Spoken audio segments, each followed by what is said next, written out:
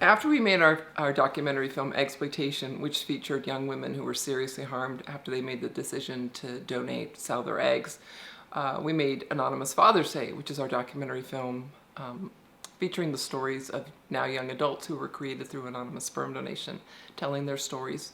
Then we thought it was important to complete the series on what we call third-party reproduction and make our film on surrogacy, breeders, a subclass of women. And we intentionally featured 4 different women in the film telling 4 different stories because of the way that the debate is unfolding on not if we should have surrogacy, but how we should have surrogacy and how it should be practiced. So our concern obviously is that we should be working to prohibit or ban or stop surrogacy. But the conversation right now is, no, we're going to have surrogacy. So how do we have it so that the stakeholders are all protected, so that the women are protected and not exploited, so the children are protected, their rights are protected, and of course the intended parents who are buying, purchasing, hiring people to have children for them, their rights and their interests are protected. So in breeders, you'll meet Gail, you'll meet Heather, you'll meet Tanya, and you'll meet Cindy. And all of these stories are different as they tell how maybe we might consider surrogacy's practice. So for example, Gail is what is often called a gestational surrogate. So it was just her womb, it was not her egg. She was an altruistic surrogate, which meant she wasn't paid, she wasn't doing this for the money, and she was a surrogate for her gay brother and his partner. So she was a surrogate for friends, because sometimes you'll hear in the conversation, well, as long as our friends are helping friends, that's the way to do it. As long as people aren't being paid, there's no coercion, there's no monetary incentive to do this. So that's Gail's particular story.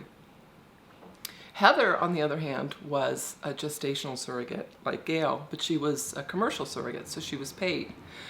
She was very typical in the profile of a low-income woman with little children in the home, and she saw this as a win-win opportunity to help somebody have a baby and to make money that she needed.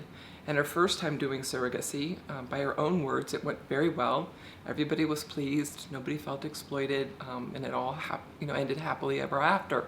So she got into another surrogate, commercial surrogate arrangement with another couple that went terribly wrong. So here you had a situation where a woman was doing it for strangers, if you will, for money, and in the gestational surrogacy category, where at one level it went fine with one couple, but then it went terribly wrong with another couple. We featured Tanya. Tanya was a traditional surrogate. Some people don't like that term, but that's sort of the language that's used, which means it was her egg and it was her womb, so she was the genetic biological birth mother of the child.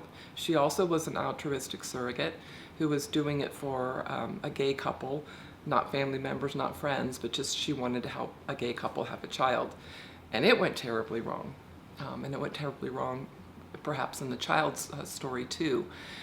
Then we featured Cindy, and Cindy's a little bit more unique in that she didn't enter into an arrangement to be a surrogate, but she entered into what we're seeing more and more of, what's called co-parenting. So she wasn't romantically involved with the man, but it was a man she had known for many years, and they both had always longed to have children and had just decided to come together in an arrangement to have a child, and then they would just share that child. She was a gestational mother, so it was not her genetic material that was used.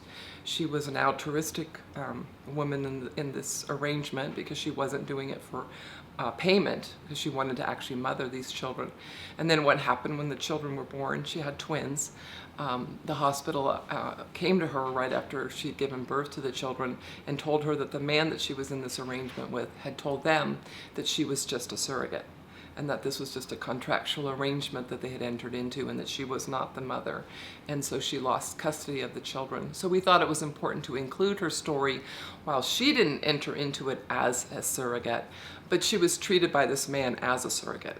And so her case continues to make its way through the courts down in Texas, as she has now been told by the Texas Supreme Court that she is in fact the mother of these children, but she still doesn't have custody.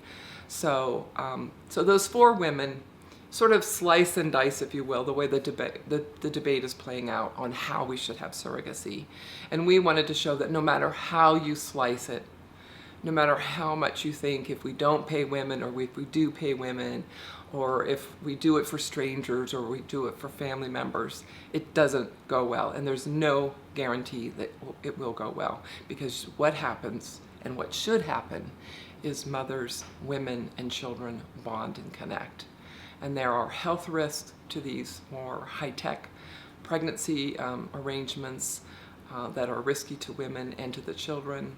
And money, unfortunately, corrupts a lot of things that happen in this industry, with the industry that's profiting a lot, wanting to not tell these stories, and they want to discount these stories as rare, and that the solution is to regulate, and that then these problems won't happen. We also thought it was important to hear from somebody born of surrogacy, and many of the children born through these kinds of arrangement have not yet come of age, so they're still little children, or they're teenagers. But one particular woman in the film, a young woman who's of age so she can speak out, and does speak out, was Jessica. And Jessica was born of a traditional commercial surrogacy contract arrangement. And she feels very strongly against the reality that her birth mother was basically paid $10,000 to hand her over. So she refers to herself as a product. And that there was a commercial transaction. And she talks very poignantly about what it means to feel like somebody was basically, bought you or sold you. So those are the women that you'll meet in the film Breeders, and hopefully by hearing their stories, you will understand that this is very complex and complicated, and that the real solution is to stop doing this.